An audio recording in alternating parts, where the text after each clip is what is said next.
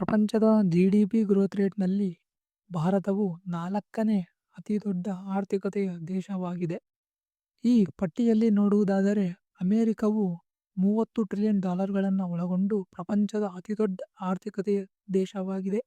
ಆದರೆ ಇಲ್ಲಿ ಭಾರತವು $4 ಟ್ರಿಲಿಯನ್ ಒಳಗೊಂಡು ಪ್ರಪಂಚದ 4ನೇ ಅತಿದೊಡ್ಡ ಆರ್ಥಿಕತೆಯ ದೇಶವಾಗಿದೆ.